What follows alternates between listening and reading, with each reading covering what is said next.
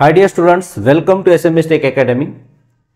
Polytechnic first इयरचा syllabus ज्यामध्ये basic science हा सर्वात कठीण विषय आहे तो विषय आपण घेऊन येत आहे. त्या विषयाचा सिलेबस बरेचसे स्टुडंट विचारतात की सर आत्ताच मी पॉलिटेक्निक मध्ये ऍडमिशन घेतली आणि आम्हाला इतकी आतुरता आहे सर की बेसिक सायन्स मध्ये काय होणार आहे आणि काय मजा येणार आहे आणि कोणता सिलेबस सर आम्हाला कोणता राहणार आहे ते थोडंसं आम्हाला सांगा. बेसिक सायन्स बद्दल आम्हाला नॉलेज नाही. तसंही तुम्ही जसे फर्स्ट इयर मध्ये ऍडमिशन घेता, फर्स्ट इयर मध्ये ऍडमिशन घेतल्यानंतर सगळ्या विद्यार्थ्यांना आतुरता असते की काय असणार, कोणते विषय असणार आहे ना, त्या विषयापैकी कोणता विषय सर्वात कठीण आहे, कोणत्या विषयाची गरज लावायची आहे क्लास, हे सगळं आपण आजच्या या क्लासमध्ये घेऊन येणार आहे. तर बेसिक सायन्स हा प्रथम वर्षाचा सर्व ब्रांचचा सब्जेक्ट आहे आणि अति महत्वाचा सब्जेक्ट आहे. आज सर्वच ब्रांचला महाराष्ट्रामधील सगळ्याच पॉलिटेक्निक कॉलेजमध्ये हा सब्जेक्ट शिकवला जातो आणि या सब्जेक्टचा रिझल्ट हा सर्वात खराब रिझल्ट आहे. पुढच्या व्हिडिओमध्ये मी घेऊन येणार आहे की रिझल्ट स्टुडंटचे लागलेले त्यांना बाकीच्या सब्जेक्टमध्ये सगळ्यात चांगले मार्क्स आहे, पण बेसिक सायन्समध्ये सर्वात खराब मार्क्स आहे. मुलं बेसिक सायन्सकडे लक्ष देत नाही कारण की बेसिक सायन्स हा सब्जेक्ट आहे. हा सब्जेक्ट आपल्याला असं वाटते की इझी आहे, जसं विज्ञान आपण पाहिलं होतं 10वी मध्ये तशा टाईपच आपल्याला वाटते, पण याची लेवल खूप कठीण आहे, खूप हार्ड आहे. युनिट अँड मेजरमेंट तुम्ही जरी पाहिलं असेल, पण 11वी 12वीचा जो सिलेबस आहे तो सिलेबस याच्यामध्ये कव्हर केलेला आहे. तर तो बेसिक सायन्स मध्ये आपण पाहणार आहे. बेसिक सायन्स जर विषय पाहिला तर तुम्ही असं सिलेबस कसा डाउनलोड करायचा त्याचा व्हिडिओ ऑलरेडी तुम्हाला दिलेला आहे, तिथून डाउनलोड करायचा आहे. हा आपण बेसिक सायन्सचा सिलेबस काय केलेला आहे, डाउनलोड केलेला आहे. ठीक आहे. बेसिक सायन्सचा सिलेबस डाउनलोड केल्यानंतर आपण पाहतो की बेसिक सायन्स मध्ये जो त्याचा कोड असते तसा हा 311305. जसं आता तुमची एक युनिक आयडेंटिटी आहे, जसं तुमचा एखादा स्टुडंट आहे, स्टुडंटचा एक मोबाईल नंबर असेल, त्याला जर कॉल केला तर तोच लागते. तसाच प्रत्येक विषयाचा एक आयडेंटिफायर आहे, एक नंबर आहे. तो नंबर म्हणजे हा 311305. या विषयाचं नाव आहे बेसिक सायन्स. ठीक आहे. बेसिक सायन्सचा अर्थ होते मूळ, है ना. सायन्स म्हणजे होते विज्ञान, है ना, मूळ विज्ञान. बेसिक सायन्स हा विषय आहे. याला शॉर्टकट मध्ये तुमच्या टाइम टेबल मध्ये असं नाव येईल, BSc असं नाव येईल. BSc जेव्हा टाइम टेबल राहील ना तर टाइम टेबल मध्ये BSc असं नाव येईल. ठीक आहे. आता हा जो विषय आहे या विषयामध्ये तुमचे दोन विषय येतात. बेसिक सायन्स मध्ये दोन विषय येतात. एक येते फिजिक्स, हे लक्षात घ्या. ठीक आहे. एक येते फिजिक्स आणि दुसरा असते केमिस्ट्री. हे दोन विषय आहे. पहिला फिजिक्स आणि दुसरा केमिस्ट्री. मग फिजिक्सचे किती युनिट, पहिला दुसरा आणि तिसरा हे फिजिक्सचे युनिट आहे. नंतर चौथा, पाचवा आणि सहावा हे केमिस्ट्रीचे. असे टोटल तुम्हाला युनिट किती येणार, 6 युनिट आहे. मग आता बाकीच्या क्लासमध्ये तुम्ही जर पासाल, दुसरीकडे जर समजा कुठेही तुम्ही क्लास लावला ऑनलाईन किंवा ऑफलाईन, तर आपल्याकडे दोन्ही ऑनलाईन आणि ऑफलाईन दोन्ही अवेलेबल आहे. तर तिथं कसं असतं, फिजिक्स दुसऱ्या शिकवते, केमिस्ट्री दुसऱ्या शिकवते. आपल्या इथं तसं नाही. फिजिक्सही मी शिकवणार, केमिस्ट्री मी शिकवणार, दोन्हीही तुमचे सायमल्टेनियसली चालणार. ठीक आहे. म्हणून बिंदास राहा. 6च्या 6 युनिट तुमचे चांगल्या पद्धतीने कव्हर होतील आणि आपल्याकडे आपण जे क्लास घेतो त्याच्यामध्ये प्रॅक्टिकली शिकवतो. प्रॅक्टिकली म्हणजे आपण डायरेक्टली ते डेमॉन्स्ट्रेशन घेणार. ठीक आहे. एखादा फॉर एक्झाम्पल तुम्हाला जर सरफेस टेन्शनचं उदाहरण पाहिजे तर सरफेस टेन्शनचं एक्झाम्पल तुम्हाला लाईव्ह डेमो इथं मी घेऊन दाखवणार. कारण पुढच्या व्हिडिओमध्ये तुम्हाला धीरे धीरे तुम्ही व्हिडिओ बघत राहा. या व्हिडिओ तुम्हाला लक्षात येईल की सर कसे शिकवतात आणि कोणत्या पद्धतीचा आहे.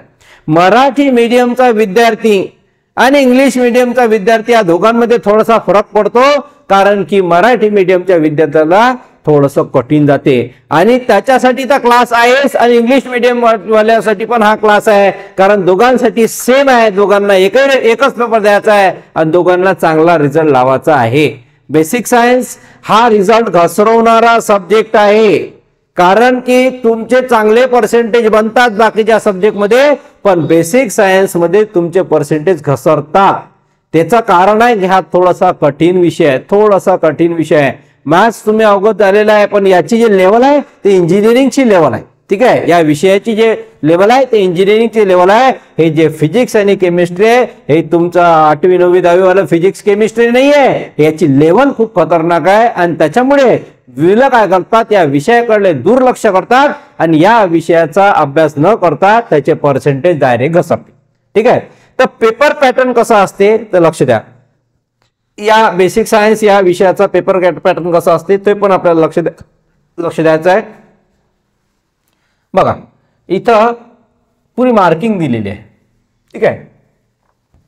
तर टोटल जो पेपर असते तुमचा तो असते 100 मार्काचा. ठीक आहे. टोटल जर कन्सिडर केलं 100. मग पासिंग किती आहे तर तोही एक प्रॉब्लेम आहे. याच्यामध्ये पास व्हायला किती मार्क्स पाहिजे, पास व्हायला पाहिजे 40 मार्क. किती पाहिजे 40. ठीक आहे. पास व्हायला याच्यामध्ये टोटल मिळून याचे आणि याचे मिळून किती मार्क पाहिजे 40. 40च्या वर जर समजा त्याला मार्क्स भेटले तर तो पास झाला, 40च्या कमी मार्क्स भेटले तर तो फेल झाला. ठीक आहे. हे लक्षात ठेवा. सर पासिंग जे आहे बेसिक सायन्सची, ठीक आहे, कोणत्याही विषयाची पासिंग जे आहे ती आहे 40 मार्काच्या वरतं. जर त्याला 39 मार्क्स जरी भेटले तर तो काय झाला, फेल झाला. हे लक्षात ठेवा. 39 मार्क्स भेटले जरी फेल झाला. मग ते बाकीचे नियम आहेत त्याच्यात वेगळे, ते नंतर सांगणार मी. जर समजा आता 39 भेटले आणि एकच विषय आहे समजा फॉर एक्झाम्पल हाच विषयामध्ये 39, बाकीचे सगळे पास आहे, मग ह्याच्यातला 1 मार्काचा खंड लागते तर तुम्हाला 40 करून टाकते, पास होऊन जातो तुम्ही. ठीक आहे. पण 3 विषय जर राहिले तुमचे, 3 विषय जर राहिले एकासोबतच ज्याच्यामध्ये 1-1, 2-2 मार्क्स टाकायचे तर ते होत नाही. फक्त एक सब्जेक्ट असला आणि त्याच्यात एखादा मार्क्स कमी असला तर त्याला खंड म्हणतो आपण, तो लागून जाते. ठीक आहे. आता याच्यामध्ये आजचा सगळ्यात पहिला हे 100 मार्क जे आहेत ते 2 पार्ट मध्ये डिवाइड होतात. ठीक आहे. पहिला 30 मार्क्स आणि दुसरा आहे 70 मार्क्स. ठीक आहे. आता स्टार आणि हॅशचा मिनिंग तुम्हाला समजून सांगतो मी. या 30 मार्क्स मध्ये काय होते दिसून राहिलं तुम्हाला सर्वांना बरोबर व्यवस्थित. ओके. 30 मार्क्स मध्ये काय होते तर 30 मार्क्स मध्ये आपल्याला युनिट टेस्ट 1 आणि युनिट टेस्ट 2 द्यावं लागते. ठीक आहे. याला थोडंसं मी अजून मोठं करतो म्हणजे लक्षात येईल तुमच्या. युनिट टेस्ट 1 आणि युनिट टेस्ट 2 मध्ये म्हणजे तेही तुम्हाला लक्षात येईल. आणि हे दोन्ही गोष्टी तर तुमचा हा 100 मार्क्सचा पेपर आहे. 100 पैकी 2 गोष्टी तुम्हाला सांगितल्या, एक 30 मार्क्स आणि एक 70 मार्क्स. 30 आणि 70 मार्क्स. ठीक आहे. 30 आणि 70. या 30 मध्ये काय होते युनिट टेस्ट 1 होते आणि युनिट टेस्ट 2 होते. युनिट टेस्ट 2 होते.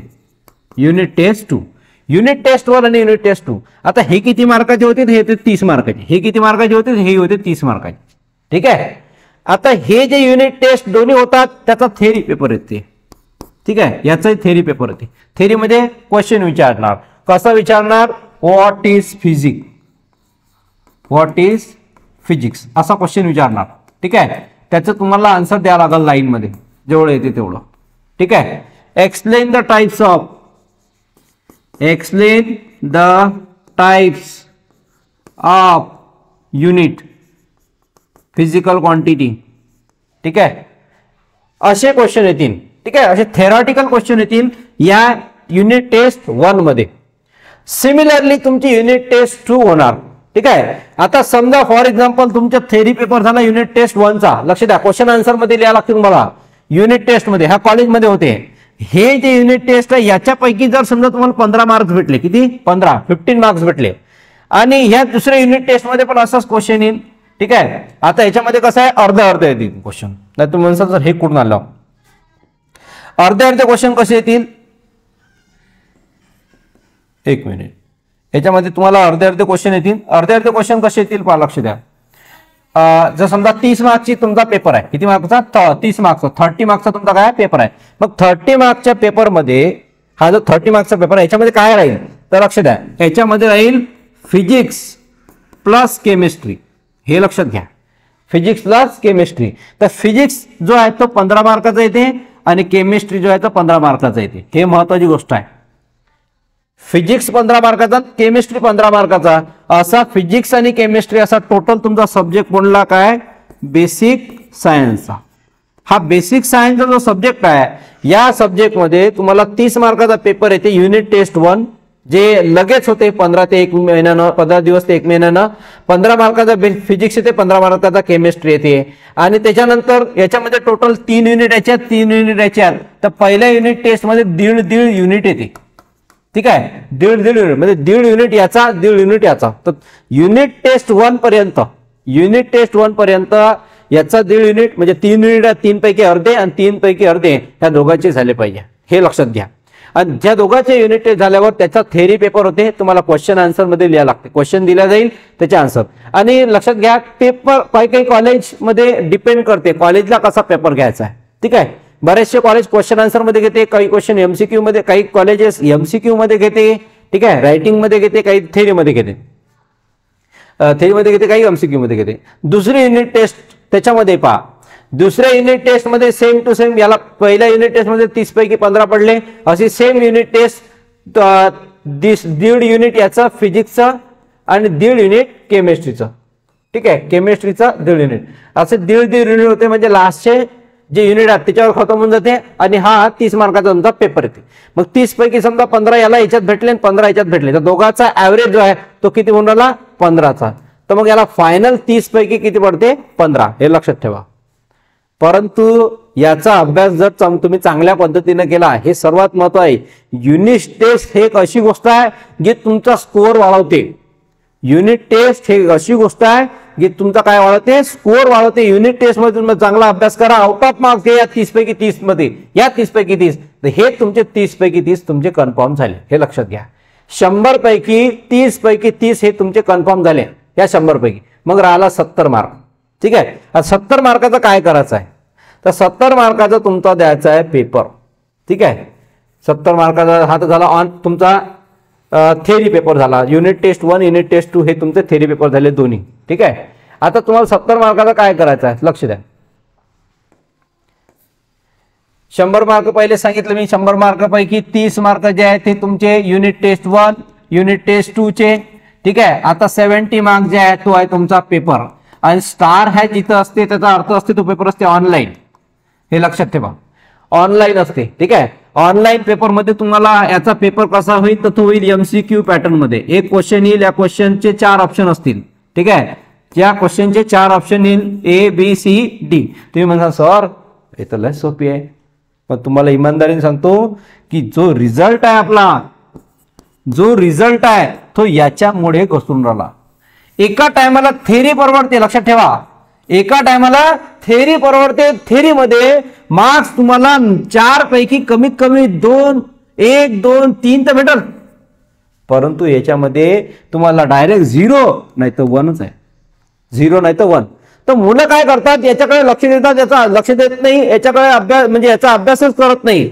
बघा, हा सर्वात महत्वाचा सब्जेक्ट आहे जो बॅक राहते. आणि पोरांना असं वाटते की सर एमसीक्यू आहे, ऑनलाईन आहे, याचा अभ्यास होऊन जाईल असं वाटते, पण मुलं अभ्यास करत नाही. आणि दुसरी गोष्ट, इकडे थेअरी पेपर आहे. युनिट टेस्टचे पेपर कसे राहतील, थेअरी, आणि फायनल पेपर जो आहे तो एमसीक्यू राहील, पण फायनल पेपर पोरांचा बॅक राहते. काऊन की एमसीक्यू असल्यामुळे. आणि मला सांगा, एमपीएससी युपीएससी ची एक्झाम आहेत ना, त्या बऱ्याचशा आता तुम्ही ज्या मोठमोठ्या गेटची एक्झाम असते, एमपीएससी ची एक्झाम असते, कॉम्पिटेटिव्ह एक्झाम असते, त्यांचे एमसीक्यू कोण असते, कारण सगळ्यात टफ जर पेपर निघत असेल तर तो एमसीक्यूचाच निघते, थेअरीचा पेपर निघत नाही. थेअरीमध्ये काही लिहिलं, काही काही मोठे गाणी लिहितात त्याच्यात, तरी तो पास होऊन जाते. मग एमसीक्यू मध्ये असं काही नाही आहे. एमसीक्यू मध्ये तो परफेक्ट असत तसंच त्याचा आन्सर तो देऊ शकते, अदरवाईज तो गेला, कामातूनच गेला. ठीक आहे, म्हणून जेव्हा एमसीक्यूची एक्झाम होते, हे ऑनलाईन एक्झाम कॉलेजमध्ये होते. कॉलेजमध्ये डेस्कटॉप दिले जाते. या डेस्कटॉपवर याला पेपर 1, पेपर 2, पेपर 3 तिघांचे पेपर वेगळे वेगळे होतात. ठीक आहे, याला वेगळा पेपर येते, याला वेगळा पेपर येते, याला वेगळा पेपर येते. हा जर याला क्वेश्चन विचारला तर बोलू शकत नाही, एकमेकांशी क्वेश्चन विचारू शकत नाही. तुला जेवढं येते तेवढं सॉल्व्ह कर म्हणते आणि घरी जा. तर पोरांचा रिझल्ट एवढा कमी होऊन जाते. 100 पैकी पोराला मार्क्स जे आहे 50, ठीक आहे 55, आणि 70 पैकी जर पाहिलं तर 70 पैकी तर विशेष गंभीर होऊन जाते. इकडे चांगले मार्क्स भेटते त्याला, इकडे 25-30 मार्क्स भेटते. इकडे 70 पैकी मार्क्स 7 मार्क, ठीक आहे 12 मार्क, 14 मार्क्स, ठीक आहे, त्याच्यानंतर 21 मार्क्स, 22 मार्क्स असे मार्क्स भेटतात. इतकी खराब परिस्थिती आहे बेसिक सायन्सची, आणि म्हणून बेसिक सायन्सचा क्लास लावणं कंपल्सरी आहे, अनिवार्य आहे. मॅक्सिमम स्टुडंट महाराष्ट्रातील ऑनलाईन आणि ऑफलाईन दोन्ही रित्या क्लास लावतात. आपल्याकडे दोन्हीही प्लॅटफॉर्म अवेलेबल आहे. तुम्हाला जर ऑनलाईन क्लास लावायचा असेल तर ऑनलाईन माझ्यासोबत या, जर ऑफलाईन क्लास लावायचा असेल तर ऑफलाईन पण तुम्ही विथ डेमॉन्स्ट्रेशन मी तुम्हाला शिकवणार, प्रॅक्टिकली करून दाखवणार की हे मेजरमेंट कसं घेतलं जाते, सरफेस टेन्शन हे कशा पद्धतीने होते है ना. सरफेस टेन्शनचं उदाहरण जर घेतलं तर खूप सारे उदाहरणात, ठीक आहे, असे खूप सारे कॉन्सेप्ट आपल्याकडे आहे. मॅग्नेटिझम आहे, इलेक्ट्रिसिटी आहे, हे सगळे कॉन्सेप्ट आपल्याकडे तुम्हाला शिकायला भेटणार. तर एक सारांश येतो सांगतो, तुमचा 100 मार्काचा पेपर आहे, त्याच्यापैकी 30 मार्काचा थेरी पेपर होणार. हा जो आहे हा ऑफलाईन, हा जो आहे ऑनलाईन होणार, ठीक आहे, हा ऑनलाईन होणार, हे ऑफलाईन होणार कॉलेजमध्ये, ठीक आहे. हे क्वेश्चन कोणते विचारते ते मला माहित आहे, कोणते नेमके क्वेश्चन येतात, पेपर कोणता येणार हे तुम्हाला मी सांगणार. याचा सिमिलरली याचे क्वेश्चन आपल्याकडे रेडी आहेत, याची पूर्ण प्रॅक्टिस आपल्या इथं घेणार, ठीक आहे. याच्यासाठी तुमची रोजची प्रॅक्टिस होणार, एमसीक्यूची आणि थेरीची दोन्ही, ठीक आहे, 100 पैकी. तर असा तुमचा हा पेपर आहे. त्याच्यानंतर इकडे आहे प्रॅक्टिकल, असं टोटल मिळून तुमचे 250, म्हणजे 100 मार्काचा थेरी पेपर आणि 150 मार्काचा तुमचा प्रॅक्टिकल, ठीक आहे. हा थेरी पेपर आणि प्रॅक्टिकल असे 250 मार्काचं तुमचं राहणार आहे. किती मार्काचा? 250. 250 मार्क्सचा तुमचा बेसिक सायन्स राहणार आहे. क्लिअर झाला इथपर्यंत? तर बेसिक सायन्सचा जो पेपर आहे तो अशा पद्धतीने राहणार आहे, ते आपल्याला पाहायचं आहे. आता आपल्याला पाहायचं आहे याचा सिलेबस, ठीक आहे. बेसिक सायन्सचा काय पाहणार आपण? सिलेबस. ओके, चला सिलेबस कोणते कोणते युनिट आपल्याला शिकायचं आहे बेसिक सायन्स मध्ये. याचा थेरी आणि प्रॅक्टिकल दोन्ही राहणार आहे, लक्षात ठेवा. थेरी आणि प्रॅक्टिकल दोन्हीही राहणार आहे बेसिक सायन्सचं, हे खूप महत्वाचं आहे. बघा, बेसिक सायन्स हा एवढा इंटरेस्टिंग सब्जेक्ट आहे, समजला तर ठीक आहे, तुम्ही लक्ष दिला तर ठीक आहे, तुम्ही जर लक्ष दिलं नाही तर काही समजत नाही. एवढं खतरनाक काम आहे बेसिक सायन्सचं. बेसिक सायन्स काही साधी गोष्ट समजू नका, हे सगळे प्रॅक्टिकल्स आहेत, जे दिसून राहिले हे सगळे प्रॅक्टिकल्स आहेत. एवढे परफॉर्मन्स तुम्हाला करावं लागते. किती आहे? 27. आता काही स्टुडंट म्हणतात सर बुक कोणते आहे ना, कुठून वाचायचं? तर आपल्या नोट्स वाचा डायरेक्टली, काही बुक्स वगैरे वाचू नका, कोणत्याही बुक्स वाचायची काही गरज नाही आहे, ठीक आहे. का असाइनमेंट तुम्हाला दिले जातील काही असे, हे असाइनमेंट तुम्हाला लिहून आणायचे आहे, ठीक आहे. हे असाइनमेंट दिले जाते कॉलेजकडून, ते असाइनमेंट सगळ्यांना कंप्लीट करावं लागते. हे इक्विपमेंट पाहिजे आपल्याला, ठीक आहे. Equipment name with board specification, हे इक्विपमेंट पाहिजे जेव्हा आपण प्रॅक्टिकल करतो ना लॅबोरेटरीमध्ये, हे इक्विपमेंट असणं गरजेचं आहे. हे इक्विपमेंट जर असले तर आपण इझिली प्रॅक्टिकल सगळे परफॉर्म करू शकतो. ओके, ठीक आहे. तर आता आपण पाहू सिलेबस, कोणता युनिट किती मार्काला आहे, एक्झाम मध्ये काय काय येणार आहे, ठीक आहे. तर टोटल युनिट मी तुम्हाला सांगितले 6 युनिट आहेत. किती युनिट आहेत? 6 युनिट. या 6 युनिट पैकी सगळ्यात पहिला जो युनिट आहे त्या युनिटचं नाव आहे युनिट अँड मेजरमेंट. युनिटचं नाव आहे युनिट अँड मेजरमेंट. आता मला सांगा, IT असो, कॉम्प्युटर असो, मेकॅनिकल असो, सिव्हिल असो, AI असो, कोणतेही ब्रांच असो, महाराष्ट्रातील पॉलिटेक्निकच्या प्रथम वर्षातील प्रत्येक विद्यार्थ्याला हा सब्जेक्ट आहे. आणि ज्या सब्जेक्टमध्ये जर समजा तुम्हाला एखादा मेकॅनिकल वाला त्याला नट बोल्ट बनवायचं, त्याचा मेजरमेंट आला पाहिजे. एखादा सिव्हिल वाला आहे त्याला रोड मोजायचा आहे, ठीक आहे, कॉन्क्रीट किती पर्सेंटेज टाकलं तर हे मेजरमेंट करता आलं पाहिजे. रोडचं डायमेन्शन किती आहे, बिल्डिंगचं डायमेन्शन किती आहे हे मोजता आलं पाहिजे.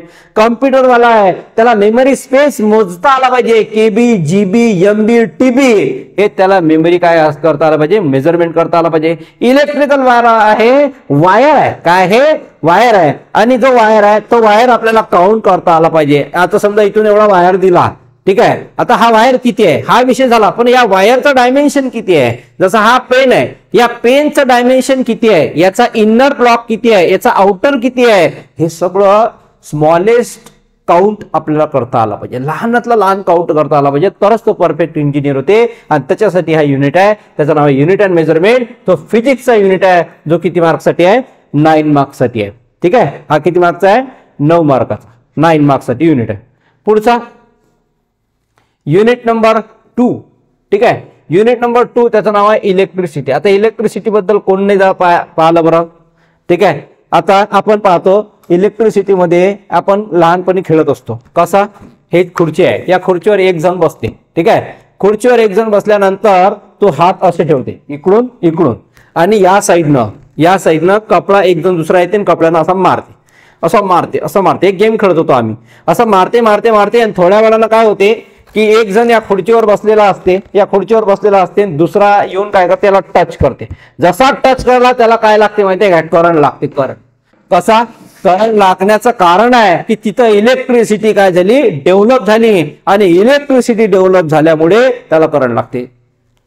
बघा, तुम्ही जर खुर्चीवर बसले पाय जर वर केले आणि मेन लाईनला हात लावला, तुम्हाला करंट लागणार. पण तुम्हाला जर कोणा हात लावला ज्याचा पाय जमिनीवर टेकलेला आहे, तो करंट लावून मरू शकते. ठीक आहे, हे लक्षात घ्या. अर्थिंग आणि मेन ह्या दोन गोष्टी असतात. करंट, हे करंट इलेक्ट्रिसिटी आपण याच्यामध्ये पाहणार आहोत. मॅग्नेटिझम, तुम्हाला माहिती आहे, हा जो पेन आहे, हा पेन मॅग्नेटचा बनलेला आहे. ठीक आहे, आता हा जो पेन आहे हा मॅग्नेटचा बनलेला आहे. याला जर समजा आपण मेटलला कनेक्ट केलं तर हा काय होते, चिपकून जाते. तर इथं मेटल शोधून राहिलो मी. मेटल कोणता आहे, जर मेटल असेल तर मी तुम्हाला दाखवतो. ठीक आहे, आता समजा इथं जर दिसत तर बघा, इथं याला चिपकून जाते. हा मेटल असेल तर याला चिपकून जाते. ठीक आहे, इथं उदाहरणासाठी जो मेटल आहे तो मेटल इथं अवेलेबल नाही आहे, पण हा जो आहे एक मॅग्नेट आहे, तो जर समजा मेटलच्या कॉन्टॅक्टमध्ये आला तर तो काय जाते, चिपकून जाते. मॅग्नेटिझम आपण याच्यात पाहतो. सेमी कंडक्टर जो आहे तो कधी कधी कंडक्टर म्हणून काम करते, कधी कधी बॅड कंडक्टर म्हणून काम करते, म्हणजे इलेक्ट्रिसिटी प्रवाह होते किंवा नव्हते. 14 मार्क्सचा आहे, 14 मार्क्स आहे. पुढचा युनिट जो आहे त्या युनिटचं नाव आहे, थोडंसं मॅक्सिमाइज करतो म्हणजे तुमच्या लक्षात येईल, थर्मोमेट्री. हे सगळं फिजिक्सच चालू आहे आपलं. काय चालू आहे, फिजिक्स.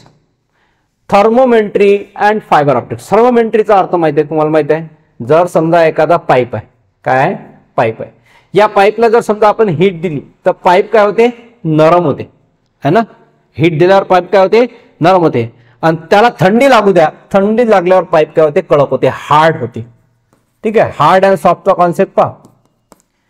एक पाईप आहे, त्या पाईपला कोणता, पाण्याचा आपला पाईप, ज्याच्यातून पाणी इकडून तिकडे घेऊन जाते, त्या पाईपला जर आपण हीट दिली तर हीट दिल्यानंतर तो काय होते, नरम होते, मऊ होते. आणि त्याला जर समजा थंडीमध्ये आपण नेला तर तो कडक होते, हार्ड होते. तर याला आपण थर्मोमेट्री म्हटलेलं आहे. काय म्हटलेलं आहे, थर्मोमेट्री. आता समजा हा रॉड आहे, कशाचा, लोखंडाचा रॉड.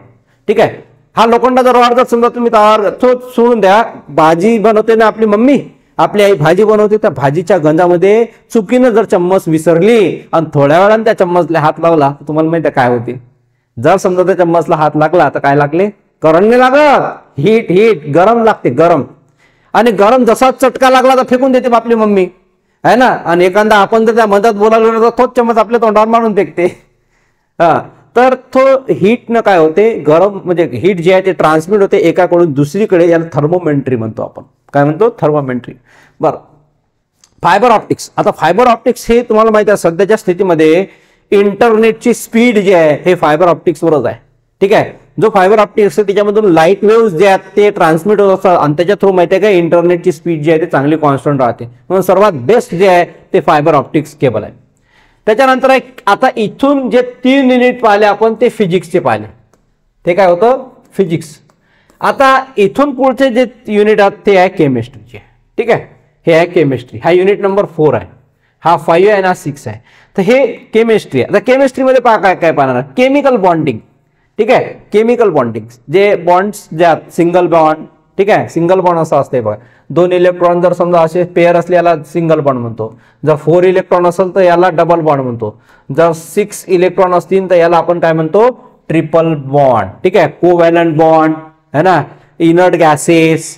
ठीक आहे, त्याच्यानंतर अजून याच्यामधले आपण केमिकल रिॲक्शन याच्यामध्ये पाहणार आहे, तो युनिट म्हणजे केमिकल बॉन्डिंग. ठीक आहे, त्याच्यानंतर आहे electrochemistry and metal corrosion and it's prevention. आता मला सांगा, इलेक्ट्रोकेमिस्ट्रीमध्ये जर समजा एक आपण बाउल घेतलं आणि त्या बाउलमध्ये पाणी टाकलं, ठीक आहे, पाण्यामध्ये आपण मीठ टाकलं, तर मला सांगा त्याच्यामधून इलेक्ट्रिसिटी प्रवाह होणार का?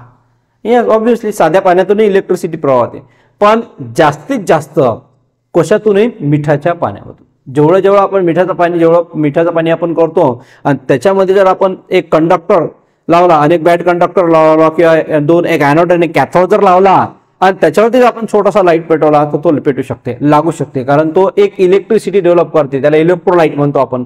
अशी इलेक्ट्रोकेमिस्ट्री, द्रवणापासून आपण इलेक्ट्रिसिटी कशी तयार करतो ते आपल्याला पाहायचं आहे. तुम्ही पाहता मोठमोठ्या बॅटरी आहेत, त्या बॅटरीमध्ये पाणी असते, डिस्टिल वॉटर असते, ते टाका लागते, केमिकल असते, केमिकल थ्रू इलेक्ट्रिसिटी तयार होते. आपण पाहतो मोबाईलची बॅटरी है ना, लॅपटॉपची बॅटरी असते, त्या बॅटरीमध्ये काय असते तर केमिकल असतात, आणि त्या केमिकल थ्रूच तो काय करते, इलेक्ट्रिसिटी सगळं तयार आपल्यामध्ये समावेश करून घेतो, इलेक्ट्रोकेमिस्ट्री. Metal corrosion. आता हे तुम्हाला माहित आहे, घरोघरी खिडक्या आहे, दरवाजे आहे ना, स्टँड आहेत, अलमारी आहेत, त्याला काय लागलेलं आहे, मेटल आहे, टप्पर आहे. मग ते जर समजा पाण्याच्या संपर्कामध्ये आलं, पावसाच्या किंवा पाण्याच्या संपर्कामध्ये आलं तर काय होते माहिती तुम्हाला, त्याला कोरोजन लागते, त्याला जंग लागते. कोरोजन म्हणजे काय होते, जंग लागते. आता तो जो जंग लागते तो लागू नये म्हणून लोक काय करतात, त्याला तो जंग लागू नये म्हणून लोक काय करतात, त्याला कलर मारतात, है ना. कोरोजनचं उदाहरण तुम्हाला जर दाखवला तर खूप सारे असे एक्झाम्पल्स आहेत. त्याच्यानंतर इंजिनिअरिंग मटेरियल्स अँड कॅटॅलिसिस. आता मला सांगा, आपल्या घरी आपण समजा टीव्ही घेतली, ठीक आहे, कलर टीव्ही घेतली किंवा कोणती कलर टीव्ही घेतली किंवा कोणती इलेक्ट्रॉनिक वस्तू आले, तर त्या इलेक्ट्रॉनिक वस्तूला पूर्ण व्यवस्थित पॅक केलं जाते. बबल्सवाले अशा पन्न्या असतात, है ना, त्या किंवा थर्माकॉल असते. थर्माकॉल काय करते, त्याला सेफ्टी देते. हे इंजिनिअरिंग मटेरियल्स आहे जे बऱ्याचशा गोष्टीपासून बचाव करते. जसं मोबाईल आहे, या मोबाईलला जर समजा आपण पाहिलं तर मोबाईलला कव्हर असते, समोरचं फ्रंट कव्हर असते, बॅक कव्हर असते. काऊन असते, कारण जर पडला तर तो वाचला पाहिजे. हे इंजिनिअरिंग मटेरियल्स आहेत जे प्रोडक्टला वाचवते, ठीक आहे. तर हे सगळं आपण याच्यात पाहणार आहे. असे टोटल 6 युनिट आपण पाहणार आहे. फिजिक्स जे आहेत, फिजिक्सचे 3 युनिट आणि केमिस्ट्रीचे 3 युनिट, असे टोटल 6 युनिट आपण याच्यामध्ये पाहणार आहे, ठीक आहे. तर काही फोटोज तुमच्यासमोर मी शेअर करतो म्हणजे तुमच्या लक्षात येईल. सगळ्यात पहिले याच्यामध्ये आपण पाहणार आहे फिजिक्स आणि केमिस्ट्री या दोघांचे जे फोटोज आहेत, ठीक आहे. फिजिक्स आणि केमिस्ट्रीमध्ये आपण जो वास्ट सिलेबस आहे आपला, त्याच्यामध्ये काय काय भेटणार आहे तुम्हाला, नोट्सही भेटणार आहे, ठीक आहे. त्याच्यानंतर व्हिडिओ पण भेटणार आहे, त्याच्यानंतर याची प्रॅक्टिस पण होणार आहे, थेरी क्वेश्चन पण भेटणार आहे, MCQ क्वेश्चन पण भेटणार आहे. सगळं मटेरियल तुम्हाला रेडी भेटणार आहे, हे लक्षात घ्या. हे टोटल तुम्हाला बेसिक सायन्समध्ये भेटणार आहे. आता बेसिक सायन्समध्ये आपण बऱ्याचशा गोष्टी ज्या त्या प्रॅक्टिकली पाहू, प्रॅक्टिकली तुमच्या लक्षात आला पाहिजे, ठीक आहे, बेसिक सायन्समध्ये. आता याच्यामध्ये तुम्हाला उदाहरणासाठी मी तुम्हाला दाखवणार आहे कोरोजन. काय दाखवणार आहे, कोरोजन. तर कोरोजन आपण पाहू, कोरोजन कसं लागते आणि कोरोजनला प्रिव्हेंट कसं केलं जाते. एक सिंपल उदाहरण घेऊ आपण, त्याच्यानंतर आपण नेक्स्ट टॉपिकवर जाऊ. कारण की कोरोजन हा जो आहे तो पावसाच्या पाण्यामुळे लागते, ठीक आहे. जेव्हाही पावसाचं पाणी किंवा साधं पाणी जर आलं त्याला कोरोजन लागते. हा सिंपल एक हे आहे. तुम्हाला उदाहरणसाठी मी इथं फोटो काढून घेतो म्हणजे तुमच्या लक्षात येते कोरोजनचे, ठीक आहे. तुम्ही रिअल जे कोरोजन पाहिलेलं आहे तेच मी तुमच्या समोर दाखवतो, ठीक आहे. आता इथं हे कोरोजन आपल्याला एक युनिट आहे. हे असं कोरोजन असते, जंग लागलेला असते, रॅडिश कलर असते. बरं, हे याच्यापेक्षा सिंपल जे आहे ते इथं आहे. या इमेज मध्ये तुम्हाला चांगल्या पद्धतीने दिसेल. हे बघा, असं तुम्ही पाहिलाय काय कुठं, हे काय, हे जॉईंट आहेत दोन. हा पाईप आहे, हे पाईप आहे इकडून तिकडून, हे दोन्ही पाईपचं जॉईन केलेलं आहे. इथं काय असते, तर ह्या पाईपाच्यात इथं काय असते माहिती आहे काय, इथं नट असतात दोन, हे अशा नट केलेलं असते आणि हे पुरं जंग लागलेलं आहे. यालाच आपण काय म्हणतो, कोरोजन. हे कोरोजन कसं होते, याच्या रिॲक्शन कशा होतात, कलर कसा बनते, याचा हे सगळं आपण या युनिटमध्ये पाहणार आहोत. सिमिलरली दुसरं, इथे एक ताला आहे, ठीक आहे, लॉक आहे, लॉक, तो लॉक पहा, हा लॉक आहे, ठीक आहे. या लॉक मध्ये रिॲक्शन कशी झाली ते दाखवलेली आहे, ठीक आहे. हा साधा ताला आहे, मग त्याच्यानंतर जेव्हा रिॲक्शन झाली तेव्हा कोरोजनचा कलर पुरा चेंज होऊन जाते. हे रिॲक्शन आपण पुढे जाऊ, त्याला ऑक्सिडेशन रिडक्शन म्हणते. ऑक्सिडेशन आणि रिडक्शन. हा एक ताला आहे, इथं कोरोजन लागलेला आहे. आणि त्याच्यानंतर इथं पण आपल्या इंजिन मध्ये ऑइल टाकावं लागते आपल्याला. चेन जे पडते ना आपल्या घर सायकलची जी चेन असते आपली, त्याच्यामध्ये घडी घडी ऑइल टाकला जाते. काऊन टाकलेलं जाते ऑइल, सायकल स्मूथ चालते. आणि दुसरी गोष्ट, तुम्ही जर ऑइल टाकलंच नाही तर जंग लागते आणि ते कठीण चालते सायकलची चेन, आणि सायकल कठीण चालते. हे बघा, हे चेन दिसून राहील तुम्हाला, हे चेन इंजिन आहे, हे इंजिन पुरं जंग लागलेलं आहे, हा कोरोजन आहे. तर हे आपण त्या टॉपिक मध्ये कव्हर करू. हे जस्ट एक्झाम्पल सांगितलं तुम्हाला की अशा पद्धतीचं कोरोजन असते. असंच आपण पुढच्या व्हिडिओमध्ये घेऊन येऊ unit number 1, unit and measurement. ज्या ज्या विद्यार्थ्यांना बेसिक सायन्सचा क्लास लावायचा आहे ते डिस्क्रिप्शन बॉक्स मध्ये आपला नंबर दिलेला आहे, ते माझ्याशी कॉन्टॅक्ट करा आणि आपला क्लास कंटिन्यू करा. काही दिवस तुम्हाला 4 ते 5 डेमो पाहायला जाईल. तुम्ही डेमो बघा आणि त्याच्यानंतर मग आपला क्लास जॉईन करा. ओके.